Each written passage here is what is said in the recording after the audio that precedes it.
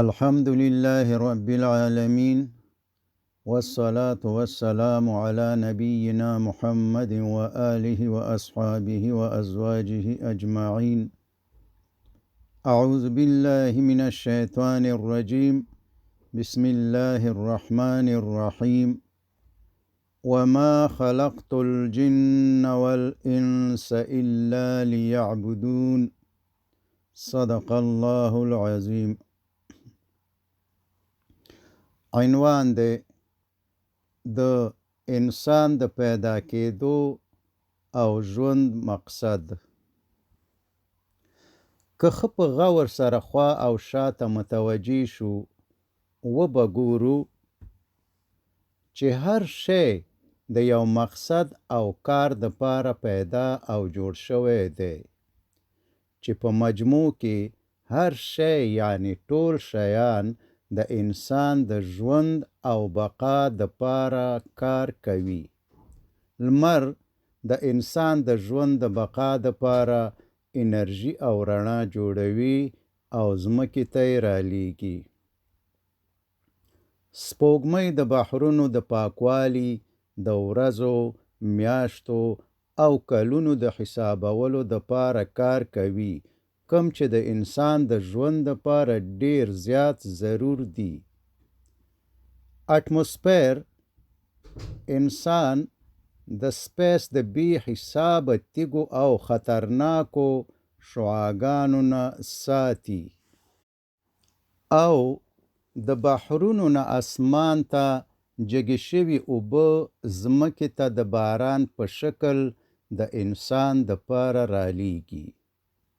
د دې دپاره چې انسان شپې او ورځې او په کال کې 4 فصلونو ته ضرورت لري، نو د دې مقصد لپاره ځمکه په 40 ساعتو کې یو وار د خپل محور په خوا او شا ګرځي او په یو کال کې د لمر په خوا او شا ګرځي. انسان غوښو او شودو ته ضرورت لري، نو ځینې حیوانات غوښې او ځینې شوده جوړوي. انسان غذایي موادو، غلو، دانو، میوو او لرګیو ته ضرورت لري، نو د دې مقصد دپاره ځمکه مختلف سبزیجات، ځنګلونه او میوې تهیه او برابروي. ځمکې په خپله خېټه کې وسپنه، سره او سپین زر او نور د دې مقصد دپاره ذخیره کړي دي، تر څو چې انسان د ضرورت په وخت کې راوباسي او د کورونو، موټرو، بحري او هوایي جهازونو او د ټکنالوژي په مختلفو برخو کې ترې کار واخلي. که د انسان خپل وجود ته په غور سره متوجه شو وبه ګورو چې د انسان د وجود هره حصه یا پارټ د یو خاص مقصد او کار دپاره پیدا او جوړ شوی دی چې په مجموع کې بیا د ټولو حصو یا پارټونو د کار مقصد د انسان د ژوند او بقا دپاره دی. مثلا د غوږ د پیدا کېدو مقصد اوریدل دي، د سترګو د پیدا کېدو مقصد لیدل، د پوزې بویول، د ژبې خوند یا ټیسټ معلومول، د لاسونو د پیدا کېدلو مقصد د مختلفو کارونو کول، د خپو مقصد ګرځېدل او همدارنګه زړه، ماغزه، خوله، سږي، پښتورګي او داسې نور هر یو د یو مقصد او کار دپاره پیدا شوی دی چې مجموعي مقصد د ټولو د انسان د ژوند او بقا دپاره کار کول دي، یا که په لنډ ډول ووایو چې په کائناتو یا یونیورس کې د هر شي د پیدا کېدو او کار مقصد د انسان د ژوند او بقا د پاره دی او د انسان په خدمت کې لګیا دي. سوال دا دی چې آیا د دې دومره با مقصد شیانو د مقصد یعنی د انسان د پیدا کېدو مقصد څه دی؟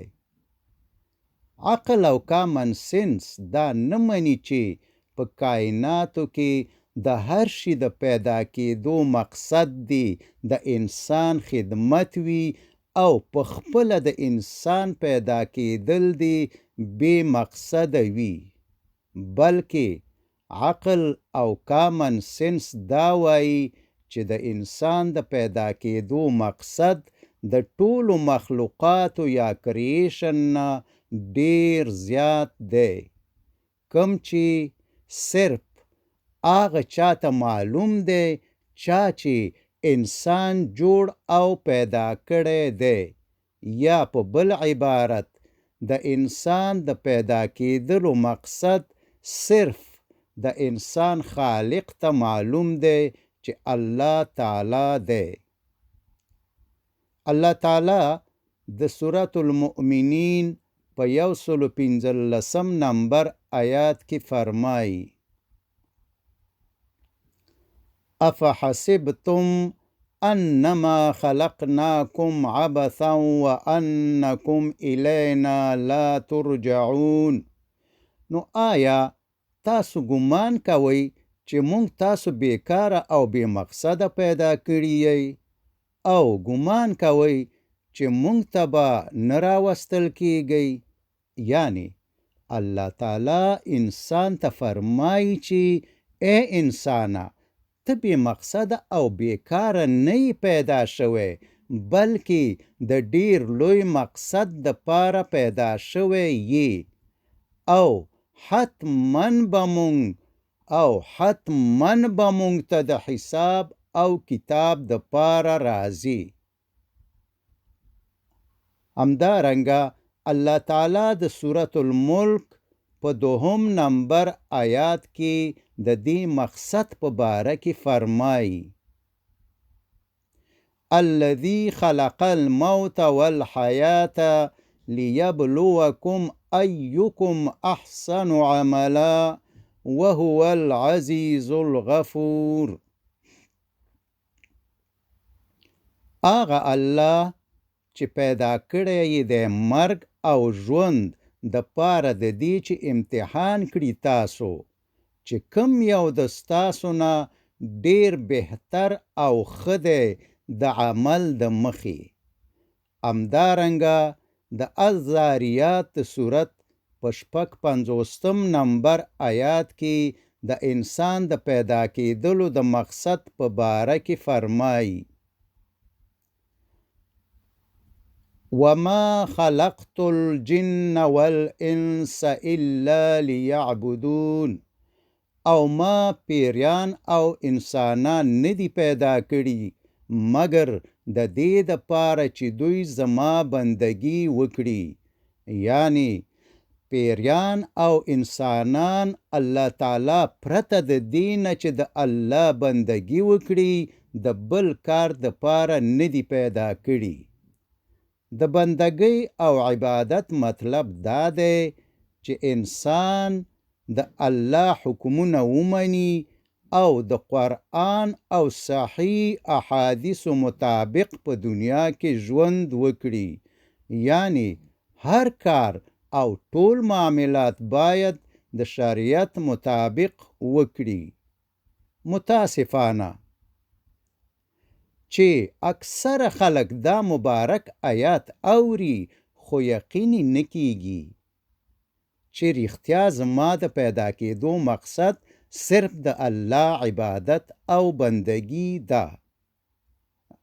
علت او وجه دا ده چې په کومه ټولنه کې چې موږ پیدا شوي یو، هر خواته چې ګورو په نظر نه راځي چې خلقو د الله بندگی او عبادت د ژوند مقصد ګرځولی وي، مګر د دې برعکس خلقو د خواهشاتو پوره کول د ژوند اصلي مقصد ګرځولی دی. نو الله دې زمونږ او ستاسو ایمان او عقیدې صحیح او ښې کړي. راځئ د نورو خلکو سره سیالي مه کوئ. هر څوک دنیا ته یوازې راځي او یوازې تیزي. دا مه هیروئ چې حتماً به یوه ورځ د عزرائیل علیه السلام سره ملاقات کیږي. د لمبا په تخته به انشاءالله اچول کیږو، بل به رانه جامې وباسي او بل به مو لمبوي. اولادونه، دوستان او د کلي یا محلې خلک که نصیب کې مو وي د جنازې لمونځ به راباندې وکړي او بیا به مو هدیرې ته وړي.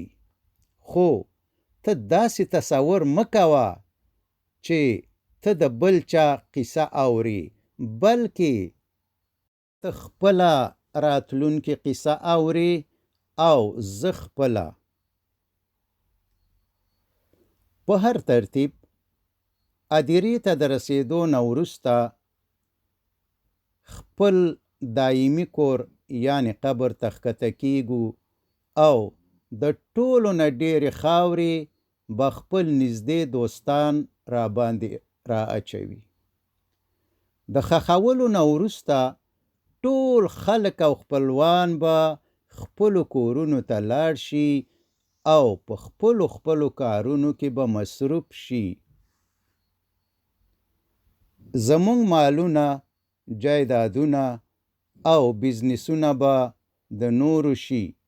د یو وخت پورې به د دوستانو په منځ کې یادیږو، خو د یو څو نسلونو نه وروسته به زمونږ نوم هم د دنیا نه ورک شي. بیرته راځو خپل نوي او دایمي کور ته.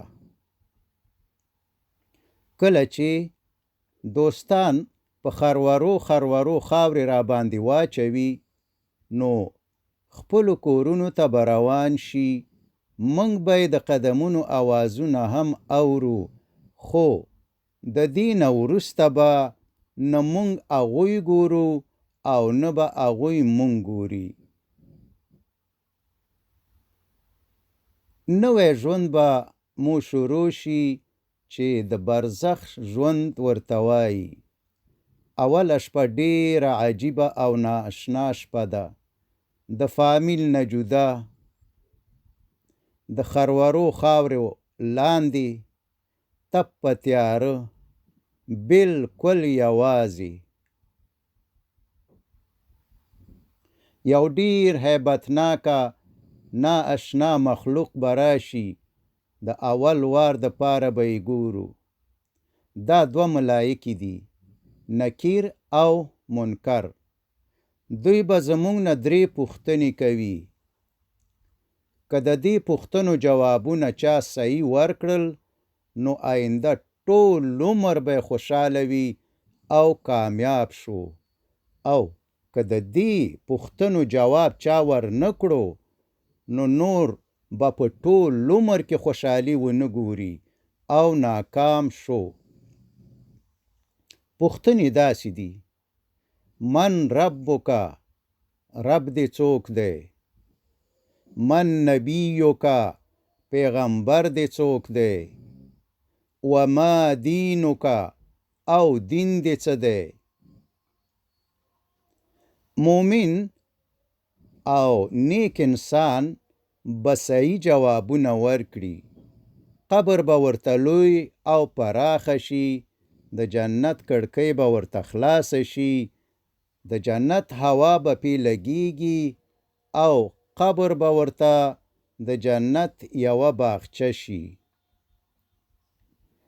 او مجرم او ګناهګار به وایي چې لا ادري لا ادري لا ادري، نه پوهیږم نه پوهیږم نه پوهیږم.